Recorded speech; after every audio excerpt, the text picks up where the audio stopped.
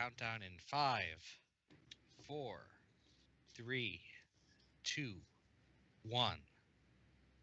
This is Fragments of Silicon. If you want an entire Silicon, go watch the news.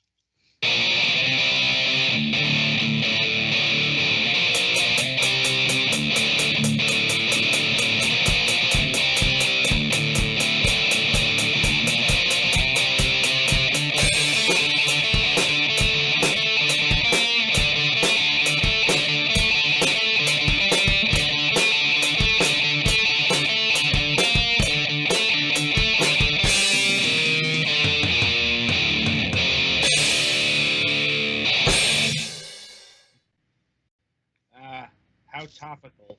Mm, and yet somehow ageless as well. Yeah, that's kind of what I was figuring. Like, might be a little political for this show, but it was a pun that I hadn't stuck in my head, so. I mean, oh, it's either that or I start singing Rankin Bass songs at you again. Right. Dun. No, you're not doing that. We don't have the protections. The licenses. Like, I just think anyway. my original verse. Anyway, welcome to another installment of Fragments of Silicon. Hopefully our video sync will be better than yesterday because, I don't know, Twitch was having issues. We suspect because of the... DQ kind of probably hogging a lot of space there for everyone.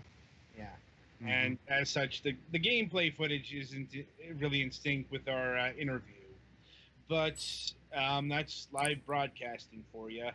Like, there really isn't a chance to do a do-over. Mm-hmm. So, with that in mind, joining me as always is the regular crew. Petty Fan. Yo. Twilight. Hello. Alex. Hello. And Ogre. Just really Nuka-Cola. It's better than him needing his stomach pumped. Anyway, let's see, who to start with this week? Twilight, why don't you go? Well, late last week I got my driver's license renewed, so I don't have to worry about that for the next few years. The last time I got my driver's license renewed was the same day it was about to expire. I completely forgot, and I was like, oh shit, I need to take care of this. Oh dear. We got it taken care of, so... Well, it got worse because of the fact that I forgot my driver's license at home, so... 10 out of 10, Ogre. Yeah, well, and that was my birthday too, so... Okay, before this... Anyway. Yeah. Well, anyway, it's another... of course, it's been cold over here. I've been listening to the news carefully for any chances of, like, ice storms or snow or anything like that, since I had 2 mornings where I had to go out on the road worrying about sliding. In the car, of course. And I got me a new mic. It seems to be working out pretty well so far. Now I don't need my headset anymore for a while.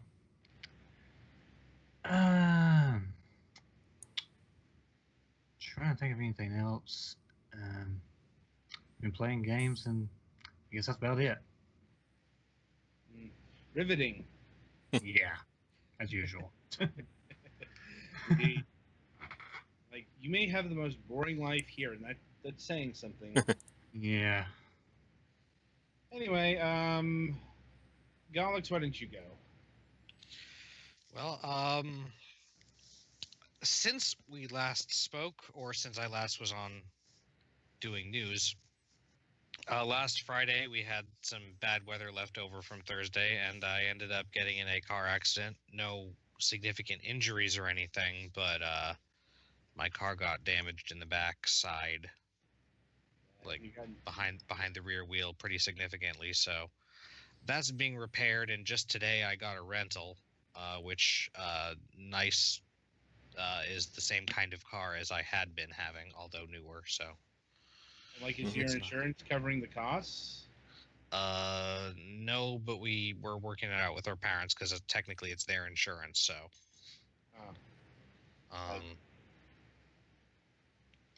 they're helping pay for it and stuff. So, the insurance I think is covering the repairs after the deductible, but they don't have rental coverage or whatever. Yeah. Rental reimbursement or whatever it's called. Mine Anyway. does, so. Yeah, I was talking to Dad about it, and he said they wanted to save some on the premiums, which I guess that's a gamble that is reasonable to take sometimes. Mm-hmm. Anyway, Until you need it. right. Right. I think there's a discount on it because it's through the insurance or whatever, but it's not. Anyway, so yeah, that's been most of my since Friday. Has been not being able to go anywhere and being worried about how much that stuff's going to cost. So, on the plus side, I got Xenoblade Chronicles 2 for Christmas, but I returned it to Amazon for the special edition, and that just came today. So I'm flipping through the art book for that, which is very nice. I'm surprised your eyes aren't melting. I really fucking hate the art.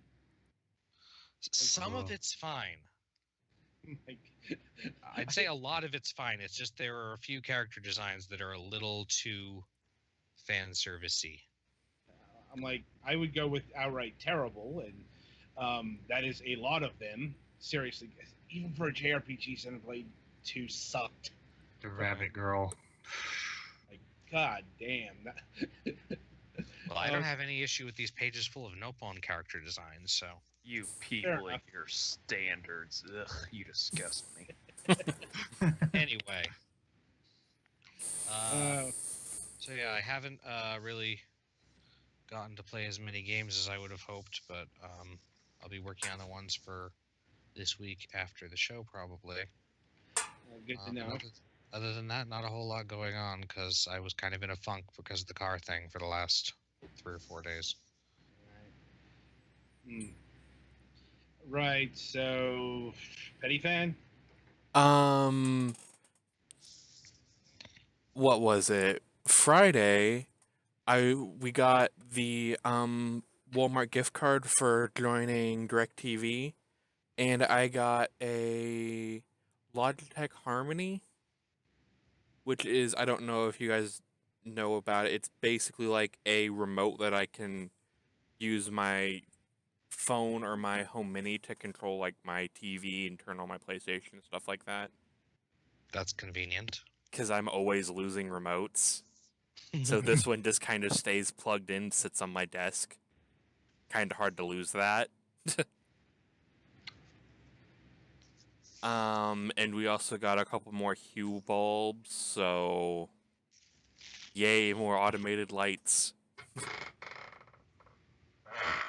Aside from the real important question is, do you have the clapper? No. On, clap off. I don't even think they sell clappers, at least around here anymore.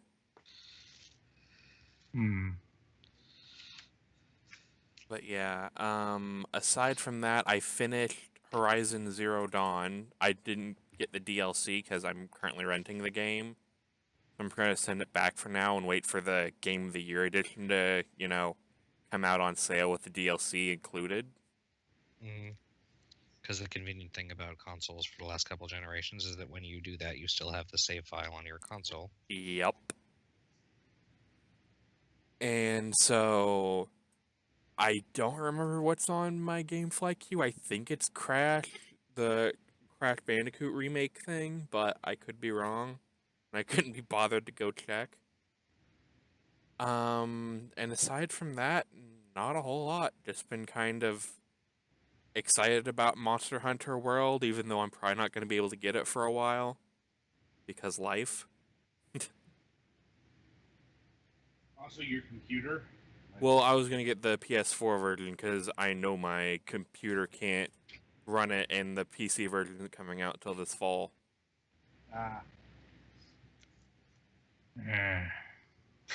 So, yeah, not a whole lot else going on my part, so next victim. Oh, that's me, so... more or less the last victim here. It's actually warmed up quite considerably. It's in the 50s right now. Yeah, we're supposed So- to get 50s tomorrow. So all the snow's pretty much gone, but we're expecting more snow on Friday, so it's only a brief respite from the whole thing. We finished Doom. All the classic levels are done. So we're moving on to other projects now. Did not expect Doom to last this long. Not complaining. Yeah. Fun-ass game, but Ah. did not expect it to go from Halloween to Thanksgiving to Christmas to the New Year's. To almost Valentine's Day is probably when it's going to finish. Should be done uploading around January, something like that. The end of January. Hmm. So we're going to move on to new stuff to do. It's also our 10th anniversary. 10-year anniversary, Hooray. so we definitely have plans down the pipeline. We're coming up with a list of games we'd like to do, so we have like no quote unquote regrets if we just decide to quit the next day. Five Nights at Freddy's, let's go. Watch you two scream and cry. No, I got a good one for Halloween, but That's Halloween. yeah, But, let's say that's next Halloween. Let's see, but we're still working out the list for that. Should be fun. Naka's birthday is Friday. Oh man. Yeah. Happy Naka Day. And let's see, hopefully he'll have his whole stuff with the house sorted out soon. How's that So- going? Supposedly paperwork should be done at the end of January, and they need to be moved in by the end of February. I'm assuming that's when the lease is up on the apartment. And may they never go back. Yeah, I hope not. Yeah. But yeah, other than that, it's just the stress of buying a house because I'm buying guessing a you've already house is been gonna be conscripted into moving duty. stressful. Yeah, he already asked, and I'm pretty much like, well, what else am I gonna do? Just say no and stay at home and eating chips or something? I mean, you could do that, but That'd be Nah, a dick just move. go to his. I'll go to his place, say no, sit on the couch and eat chips there while he tries to move it. You've had I the want couch video with of Sandy that. before, now enjoy my fat ass being on it. There needs to be video of this. But let's see. Other than that, not a whole lot. I need to look into getting a Switch sometime soon. Mostly because the Dragon Quest game comes out next month. I was gonna try to get it after like more directly after the holidays, but money and spending and all that, so need to save up a little extra there. Yeah, other than that, that's pretty much been my week, so. all right, it's my turn. Let's see. Got a new Xbox One controller, a white one. Another one? Yes, because my other one was having a problem with the A button. It's starting to gum up. The new one you just got? Yeah, I'm like, I Wow. couldn't figure out what the hell was going on there. Like, I cleaned it in between the space, but it's still stuck in, and I didn't feel like taking apart the damn thing. Yeah, because those things are a pain in the ass to take apart. To really get at the issue. But I've got a new one. It's working fine for the moment. So yay that. Yeah, honestly, if you're having problems with this one, I suggest looking into a PS4 controller. We'll see. I will say the PS4 controller looks a lot more ergonomic than the last few PlayStation controllers have. It so. is. It's honestly, I've switched to that instead of using my 360 pad. Yeah. It's just I really like the D-pad on the Xbox One controller. Mm-hmm. An actual D-pad. And it doesn't feel like a gummy mess. Whoever okayed the 360 D-pad should probably be sent into a ravine. At any rate, let's see. Also got a new pair of shorts. You think that's unusual? You don't live in Florida. Yeah, I was about to say. And for the rest of us, we're currently freezing. Yeah, I'm like, it's in like the upper 60s, lower 70s here. You know, it We'll get there and one day. like, you know, Literally one day, June 28th. let's see. Outside of that, and not much this week. Like, uh, let's see. Yeah, this show is a bit different than expected because uh, our interview with Polynite Games got canceled like literally 2 days ago. Because of sudden guest existence failure. I mean, not literally, but they couldn't be here.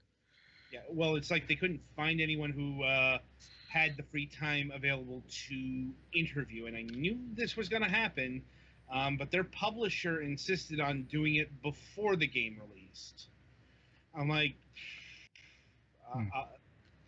so it goes.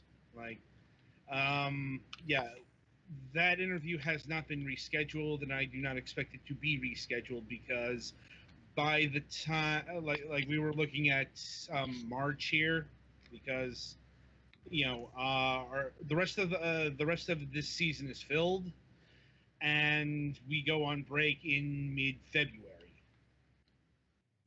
and already starting to get people for next season. So that being said, we are still going to review their game Inner Space since they were so gracious to give us their game, and I think everyone here has a copy of that. Mm-hmm. Anyway, so with that in mind, we've got two topics to talk about, and first up is the year of 1998 in video gaming. One reason is because, well, 1998 was 20 years ago, and it's one of those years that when you start hearing what got released there, you're gonna feel old, maybe downright ancient if you're not expecting it. I mean, another reason we're talking about it is because it's considered to be one of the greatest years for video games ever. Like just ever, because this is the year so many groundbreaking games came out. That this is the year that Banjo-Kazooie came out, The Legend of Zelda: Ocarina of Time, Metal Gear Solid, Half-Life, which we should have up on screen. Yeah, Half-Life is going. And that's just like the surface level, top of the head stuff. Elsewhere you've got Baldur's Gate, Thief the Dark Project, Fallout 2, and just onwards and onwards and onwards with games that are, some of the most influential of all time, to cult classics like Final Fantasy Tactics. Now that's a bit odd to say. Final Fantasy Tactics certainly sold well, but it wasn't exactly as mainstream penetration as Final Fantasy VII. Yeah, coming right after that is the big significant thing. So yeah, I mean, or if you want a better example, I suppose Xenogears came out this year, at least over here. I think it was a 1997 game in Japan, but and this is also the year we see massive sequels like Resident Evil 2, Tomb Raider 2. No, like I think it's Tomb Raider 3. Still a lot of formula codifying, especially in the 3D space games. New franchises are established like Spyro the Dragon. Another cult classic, Grim Fandango. Like I said, it's a year rich with games that really established what you could do in the 3D space in various ways. We had Gex actually make its first 3D appearance. I'm like, that's kind of in the, oh yeah, that also happened pile. But like Gex getting a new game kind of falls, B, C level at best. Like the fact that Oddworld had a new game is a bigger deal. Right.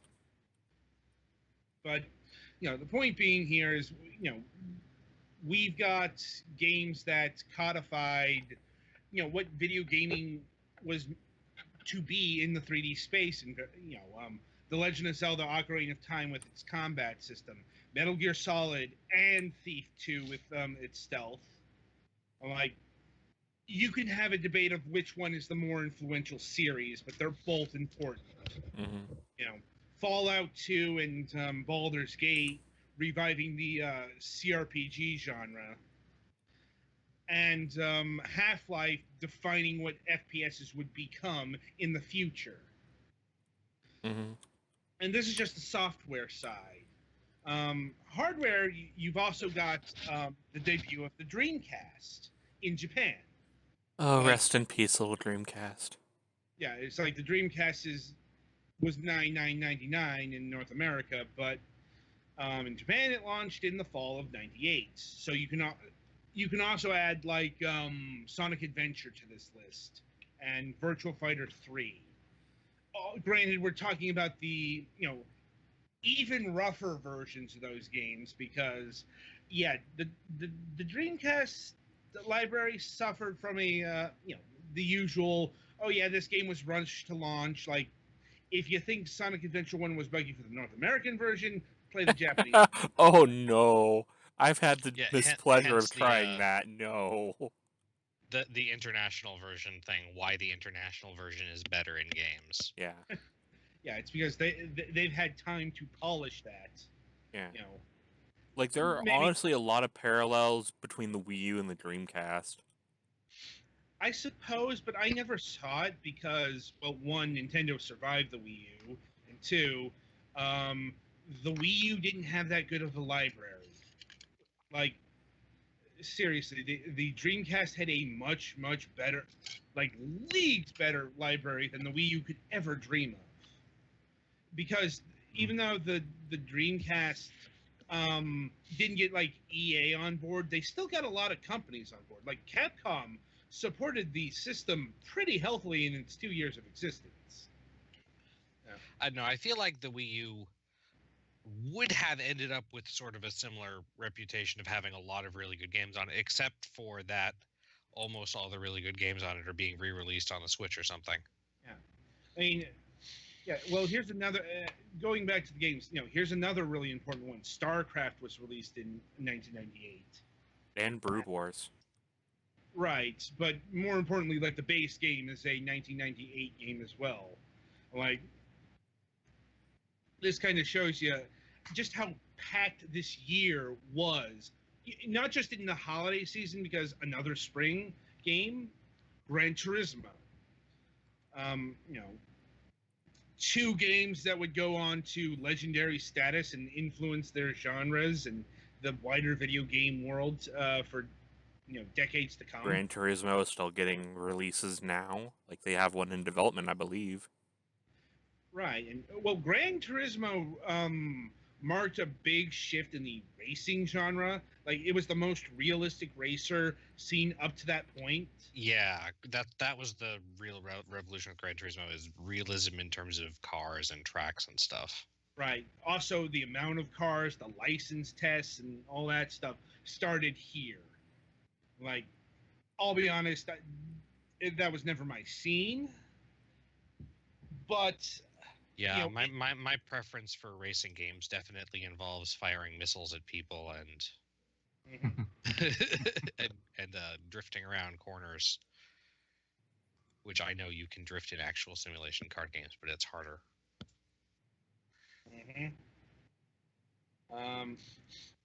Geez.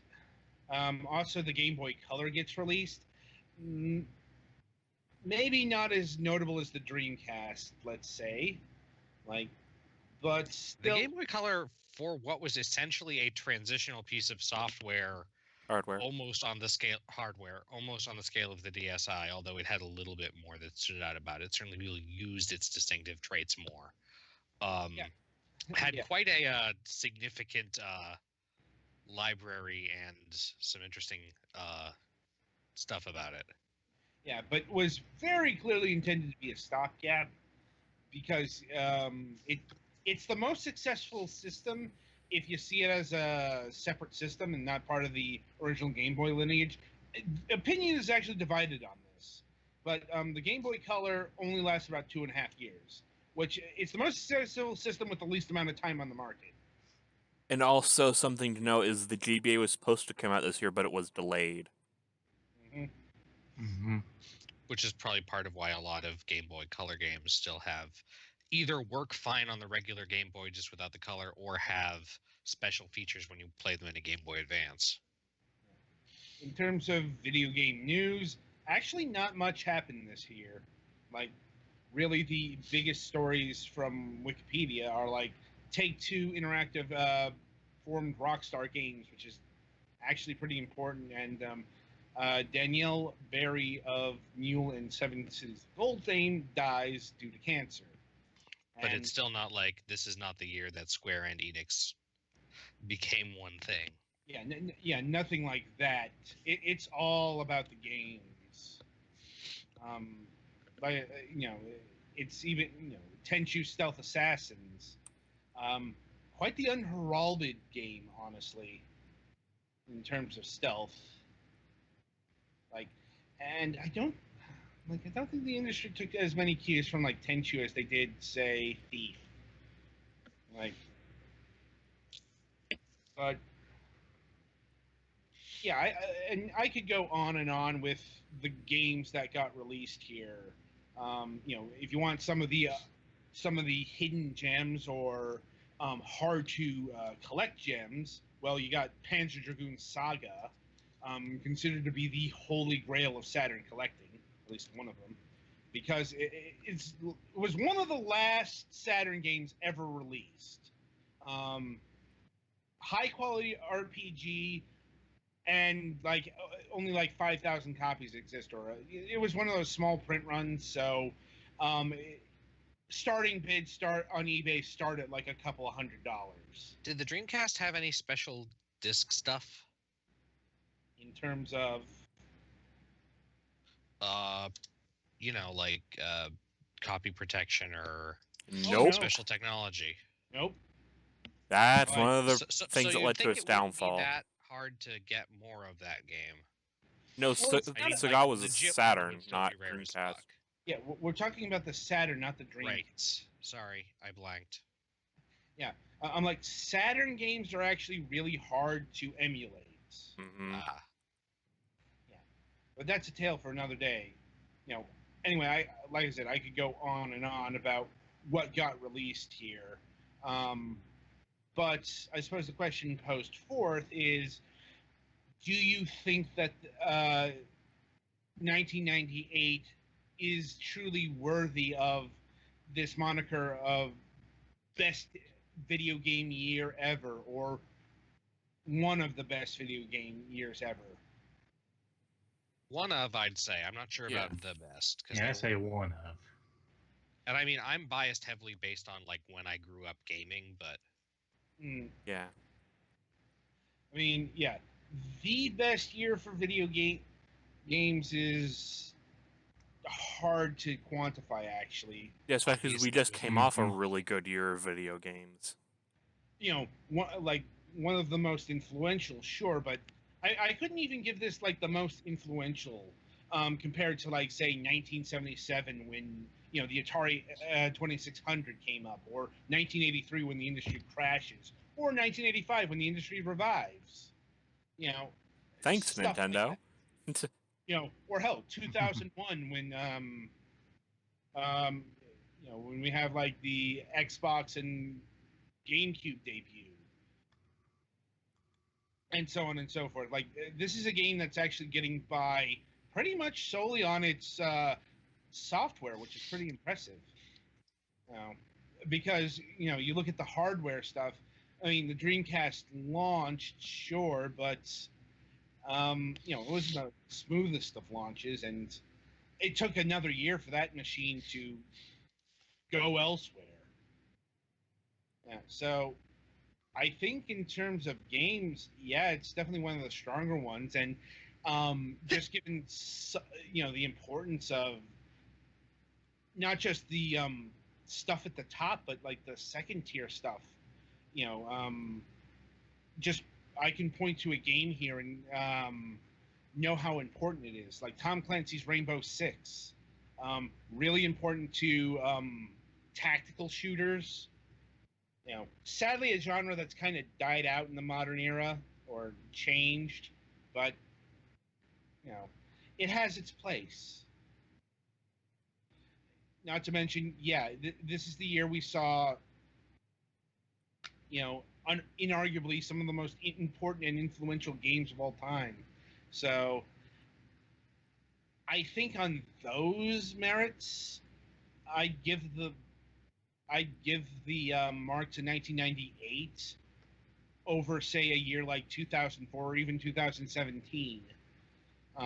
2017, its high quality is assured, but its influence is unknown because we just came off of it. Like, yeah, a lot of influence is based on how well stuff gets followed up. Mm-hmm. And how, what kind of impact? Like, The Legend of Zelda: Breath of the Wild seems to be poised to have as much influence as Ocarina of Time did back in the day, given the reactions of the video game industry over the past year. The only way we'll know on that accord is time. It's something that has to be revisited, say 5 years from now, or even 10 years. It's pretty easy to revisit the games of 1998 and point out what had an impact, because you can trace that impact into subsequent games and subsequent sequels as well. And you cannot, and even if they didn't make an impact in the wider world, you can track a hidden gem just based on how much it goes off of eBay. Or you even can see the games that just got forgotten, like Blasto or Jersey Devil, or Iggy's Wrecking Balls. We laugh, but somebody probably lost their job over that. Yeah. You would hope. No, it's just a funny game. Yeah. Right. Also, it's the title is. And sometimes you even get the forgotten hidden gem that actually had some influence, like Body Harvest. Why is Body Harvest important? Well, guess this was done by DMA, better known as Rockstar North. This was basically the rough draft for Grand Theft Auto 3. Yeah, only with, if I recall correctly, more alien bugs. Yes. Yeah. I was thinking about trying to get that for the N64, but I never did. I mean, we ended up with like 5 or 6 N64 games total, I think. I mean, that's on you. It's on the fact that I was a kid who had no money and parents that were getting disenchanted with buying video games. I rented it back then. I don't remember much about it, honestly. Yeah. I actually ended up purchasing a lot of games that year, but there were circumstances around that. That I won't go into here. But, yeah. I think by most rubrics, 1998 is, certainly one of the best years ever, and a contender for best year ever. I suppose we could continue down this lineage, with like other really good years, but I don't care that much. It's like nobody really cares that much about what is the best gaming year ever. And in a sense, there has never been a best year ever because, well, guess what? We keep making new video games. Oh, yeah, what about the year chess was invented? I'm kidding. Chess isn't a video game. I know, but you said gaming. I'm kidding. He's got you there, Rick. I'm like, I'm going to punch him somehow. I want to watch this. That's assault, and I may have to report that to somebody. Or you could join in. No, I think I'll report it to somebody. And then, okay, getting back on track here. Anyway, your guys' thoughts on 1998, if you've got any additional ones. Honestly, I don't really remember a lot about it. Like, I played some games from that year, but I don't remember. How the old were year. you then? 98. I was. Fuck, I was like 8. No, I was 6. Okay, that's old enough to sort of be playing video games, I guess. I'm like, that's old enough for him to be playing like Crash Bandicoot and Spyro the Dragon. Mm-hmm. Yeah, well, I asked because I was 12. Yeah, well, we didn't have. To like the early 2000s, all I had was a Genesis. So. Right. Yeah. Duly noted. I did get Zelda Ocarina of Time on release, and that was very revolutionary. This is also I think Japanese release of Pokemon. No, that's right. No, 98 was the American release of Pokemon. Yeah, that's when was about Pokemania that, too. began. Yeah. Outside of Japan, at least. Japan had it for like 2 years, and yeah, they had it in 96. That's kind of how they. And it kind of evolved gradually, starting with the video game, and then the anime, and then the cards and stuff. And then in America, they tried to launch everything at the same time. Yeah, they kind of stumbled upon a multimedia franchise, having all the pieces there just because they had been gathering it for 2 years in Japan. But yeah, that kind of shows you that 1998 was an impactful year. This is the year that Pokemon got unleashed on the world, and it hasn't backed down since. And maybe whenever woo. Yeah, a lot of the games on this list are ones that I either enjoyed when I was growing up or like wished I'd been able to play when I was growing up, because I never had Final Fantasy Tactics because no PlayStation. I played some of a friend's, and I was really confused by the story because, Yes. It was not especially if you get translated. to see the whole thing. But yeah, and Xenogears, which I understand is very clunky in some parts, but definitely interesting. I'm not sure if we've ever actually talked about Xenogears. I don't think so. I think we need Mac for that. The thing about Xenogears is it's part of a franchise that never really happened. It's weird. Yeah. Like, Yeah. They pulled a Star Wars Episode 4 with it. Only none of the other ones ever got made, and if they kind of got made, it was as part of a different franchise, sort of. Yeah. Yeah. Like, at any rate, I think that'll conclude our thoughts on 1998. So after the My transition, thoughts, it was really great. I liked every bit of that. So after the transition and some adjustments on Petty Fan's end, we will be back with our discussion on PopCap games.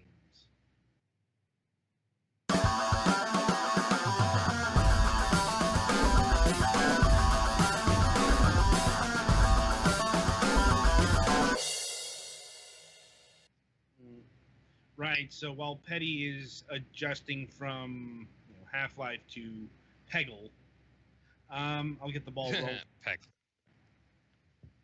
It's not Peggle's that some good amusing of a good name. shit, dude. Anyway, so we're to start on PopCap games. I guess I wanted to talk about them because I kind of miss them. I mean, mind you, surprisingly, PopCap is not dead. Like, I know it kind of feels like they're dead, but it's more they've been scaled back, and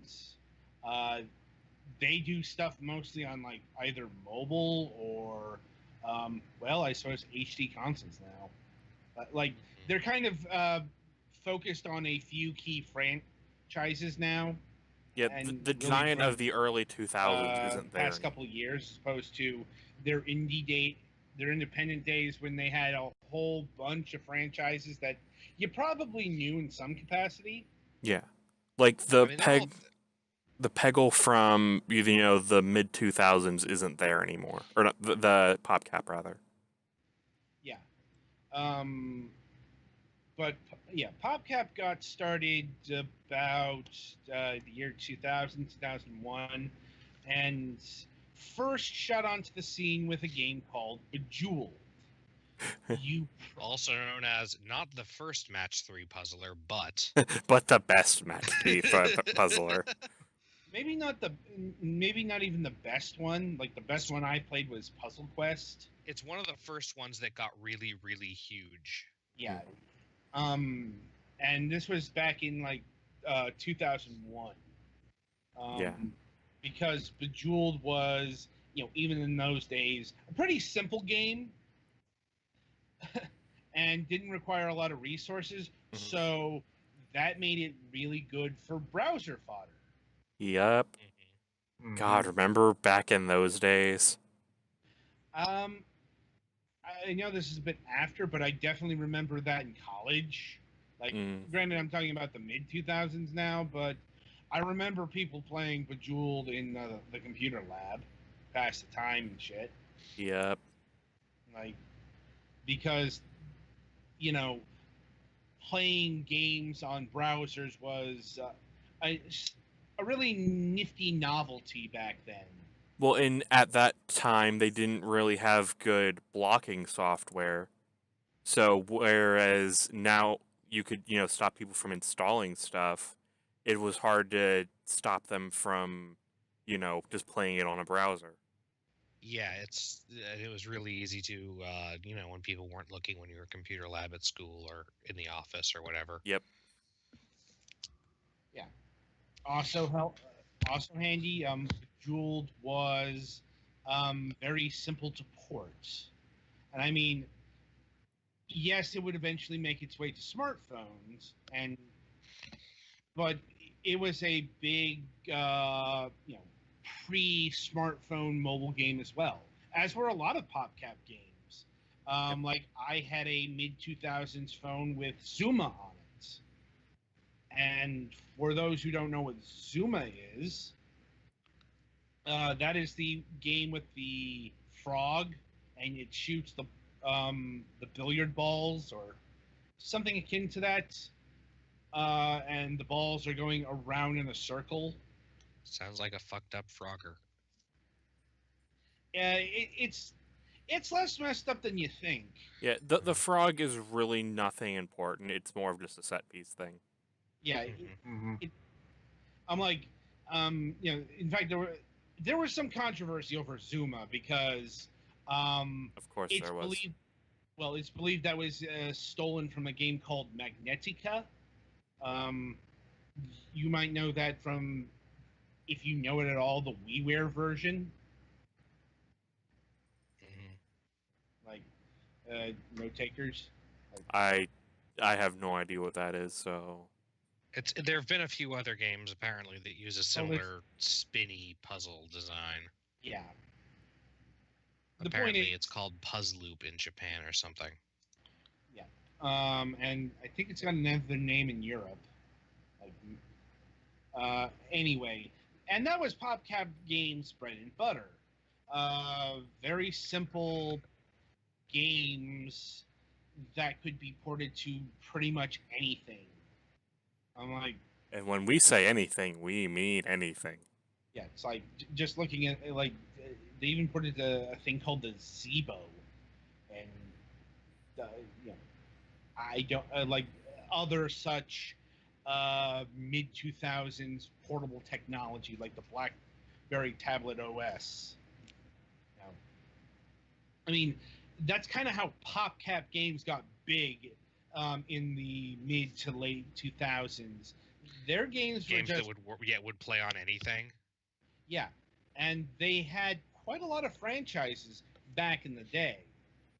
Like I said, these days, going to their website, they seem to be focused mainly on Bejeweled, and when we and another one of their big franchises is Plant vs Zombies.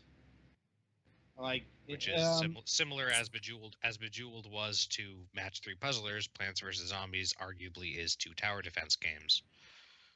right, and uh, that was probably their last really big original franchise. This one coming out in 2009, and subsequent versions coming out post EA. Uh, but Plants vs Zombies really shifted from, well, tower defense to FPS. Yeah, the Garden Warfare subseries is Why does that different. exist? I've heard good things. I've heard good things about it actually. Like, it's just the reason why I like mid to late 2000s PopCap isn't just because of EA. It's because it's also because none of the fucking bullshit was implemented then. You know, you got to remember, in this decade, we had the rise of, mobile platforms and social platforms. And that also means the rise of microtransactions, free-to-play bullshit, and other such game-ruining mechanics. Mm-hmm. Mm-hmm. Like, yeah, Plants vs. Zombies 2 got a lot of this shit. Mm-hmm. He says acknowledgingly.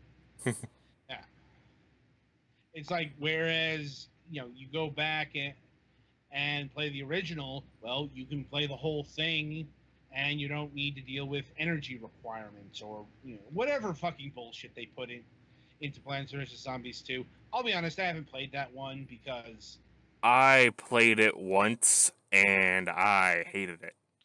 Yeah, I heard bad things about it. I do remember playing some Bejeweled Blitz on Facebook. I mean, it was all right, but it had the typical Facebook bullshit.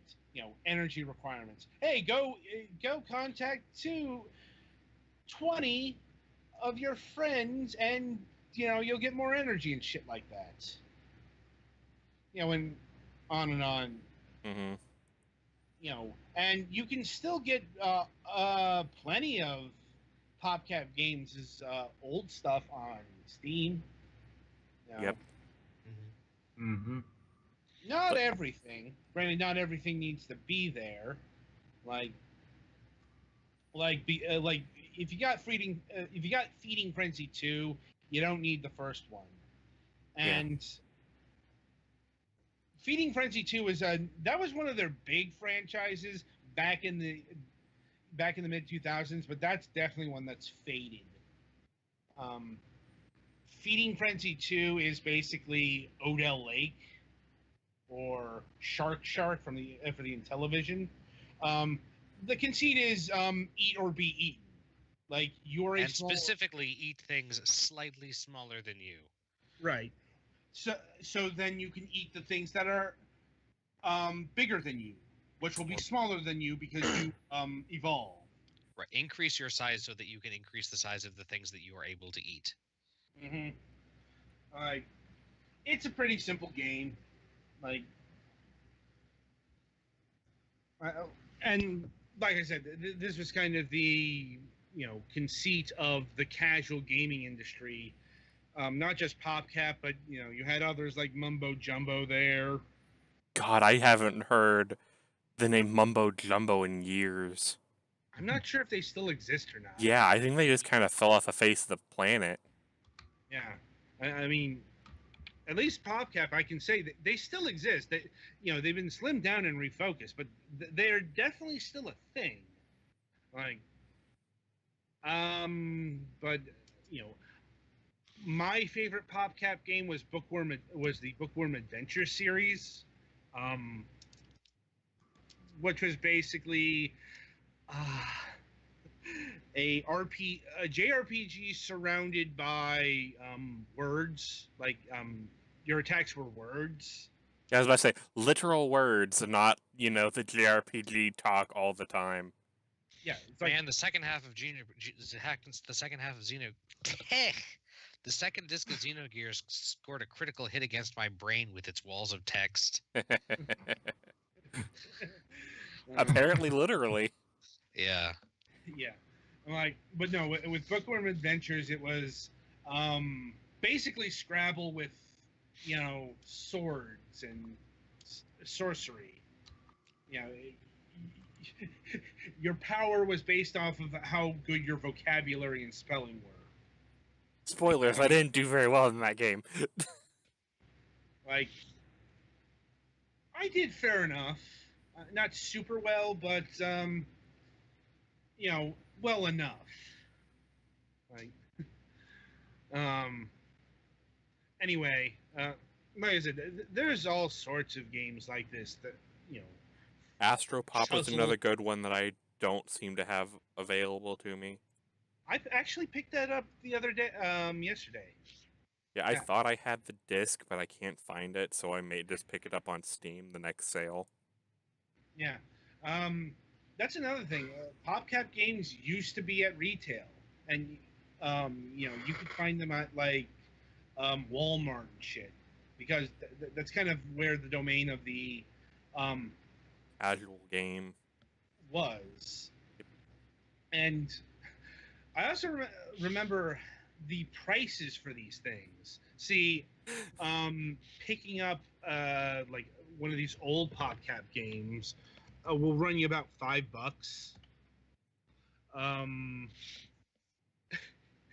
Except, you want to know how much like Zuma Deluxe ran you back in the day? A lot. 20? I don't know. Yeah, $20. It was And $20 per PopCap game. yeah, and that was just a disc in a box. Mm-hmm. There was no Like- cool extras or anything like that. It was just the disc. Yeah, that's kind of where they could get away. That was about the last point they could get away with a price like that for Bejeweled or It's a full size game, we swear. yeah, or Insane Aquarium. Like, and Insane Aquarium is not even a game. It's just basically It's a glorified screensaver, yeah. Yeah, like, never did go in for that one because I don't want the game. This is another thing we need to talk about. They also had free versions of their games a lot on their website. Back when that was still a novelty. That's one of the reasons why they proliferated so much. Mm-hmm. Because, Like- they have a new game. They have a free version you can try. I like this. Let's go buy it. Yeah, they pretty much, back in the independent days, had their games on everything. After the buyouts, then they like moved to Facebook and iOS and Google. Like, and I guess they might have released stuff on Origin. Like, I know you can get the classic games on Origin because, duh. They also had some weird turns, no pun intended. Like, who else remembered like Fourth and Battery? That was them? That was them. Hmm. Yeah, it's like this was I don't know. This was, I'm not joking, the edgy division of PopCap games. I was gonna say, according to Wiki, they made a sub-label for games that are edgier and not super simple. I'd imagine. Yeah. I don't think you can get. I'm trying to remember what it was called. Like, it was some something to do with a pony, or I don't know. I never played it, and I don't think you can get it now. Fourth and Battery was just kind of Unpleasant Horse. there we go. That's what it was. It's one of those things that just kind of fell through the ether. Probably to the benefit of all mankind. Pretty much. Like, and you also had like unique versions of their games on systems like Peggle, like Peggle Dual Shot on the DS. There's also, for a while, Peggle Knights was exclusive on Steam. Yeah, but Peggle Knights is available elsewhere, and there's still an exclusive version of Peggle on Steam called Peggle Extreme, which has a lot of Valve iconography in it. Like, I wonder why. a lot more head crabs.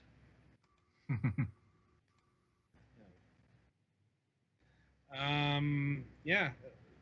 And there's even more of these games that we could just go on and on about, like Gyro Mansur. This was a weird one, where it basically took Bejeweled Twist and dressed it up in an RPG motif. This weird collaboration between PopCap and Square Enix. Yeah. I'll be honest, I didn't really care for it, but that's because I don't like Bejeweled Twist. Yeah. I thought Bejeweled Twist was a little too gimmicky. I'm like, points for trying, but I guess I can close this out by recommending Heavy Weapon. Probably yes, Heavy Weapon. Yeah, the most un-PopCap game that they made that was still within the PopCap games framework. That is like their actual engine name, by the way. But but what Heavy Weapon is basically a Metal Slug clone. Like, and it's pretty fun too. Like, short, but I believe that one is still on Steam. Yeah, that one's still on Steam. Like, some of the stuff that got taken off Steam was their license fare. Like, they did a version of Monopoly. Because sure. You know, Because money. Yeah. But yeah, all their original stuff is still here. Unless it's been like replaced by something else. And you can, and there are still like demos for every, you know, like if you want to play Zuma Deluxe before buying it, you can still do that, or a Peggle, or Bejeweled. You know, all the demos are still here that had the demos. It's just you're probably not going to see any new stuff from them, even if it does make a way to PC, because, well, EA hasn't liked the Steam area for how many years now? Like, how many? I don't know. How long has it been since Ever O'Clock? Pretty much. Yeah, like, and I do miss the late 2000s casual video game developer, because, yeah, they made lighter fare, but they were still full packages that you didn't have to deal bullshit with. Yeah. You didn't have to deal with this Candy Crush nonsense. Like, yeah, sorry, I'm just never going to get acclimated to something I could pay for and play wholesale 10 years ago. And now I have to wait for energy bars or go pester friends and family. Right, or, you know, pay to play. Like, I get that some people's jam, and that's just how the market went. But you know what? I can still play Zuma's Revenge. I can still play Peggle whenever I damn well please. Yeah. On that note, that'll about do it for this installment of Fragments of Silicon. Again, sorry if our discussion seems a bit unfocused, but last-minute plans and all that. The Anyway. last-minute plans of mice and men do something. I guess. I know that. I know. Anyway, programming note.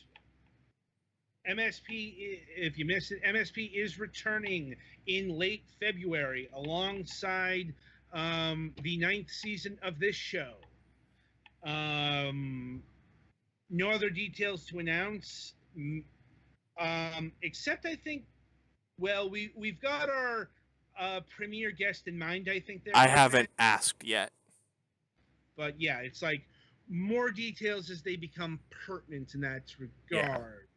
Anyway, the good news is next week's guests have confirmed, and hopefully there won't be a problem there. Mm-hmm. But before that, coming up on the Fragments of Silicon reviews, we will be taking on 2 games this week. As mentioned previously, we will be reviewing Polyknight and Aspire Games Inner Space. This is actually going to be a pre-release review. A rarity for us, but I don't recall seeing any embargo information with the codes. So I suppose we'll also have a spoiler warning about that, depending on how far Petty Fan gets. I would also say check on that first. Make sure there isn't any embargoes, because they just gave me the codes. All right. So, I mean, we were going to show footage anyway with the interview. Fair enough. Plus, if they got a problem, well, maybe, it's like I still don't have an interview. So, whatever. Anyway, also, we are going to be reviewing Omega Quintet, the latest Idea Factory compile heart joint. I've put in about 6 hours. I'm actually having a problem with the cutscenes. There's like a mechanical problem, a driver problem. Okay. It crashes the game.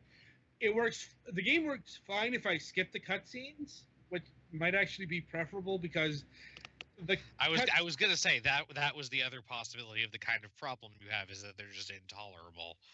Well, I mean, they go on, and they're filled with the typical anime humor. Let's put it that way. As far as the game itself, well, it's outside of its battle system, which is fairly unique. It's definitely like every other Idea Factory game made by a compile heart or one of its subsidiaries. Yes, I know it says Galapagos on the title screen. It's a subsidiary of Compile Heart. So it still uses the same engine as all of their other games. Same maps, same sounds. If you played one of their other games, this is going to feel right at home in a lot of regards. Thankfully, it's not Mugen Souls bad. Like, in fact, the gameplay is fairly good so far, if I'm being honest. Way too over tutorialized once again. Yeah, that's another one of their staples. It's like, here's a new mechanic and a tutorial. 10 hours later, here's a new mechanic and a tutorial. More on that on Sunday. And coming up next week, so we have 2 shows. First up, we will be having Niels Hagström of Ludosity. We're going to be talking about Card City Nights 2. We reviewed that last month, if you recall. Mm-hmm. It's like he did the art for that and several other Ludosity games. And returning on January 27th, we will be having Joe Tringali of Digital Continue. And we will be talking about Next Up Heroes. This is actually an interview we were supposed to do back in December. Couldn't do it.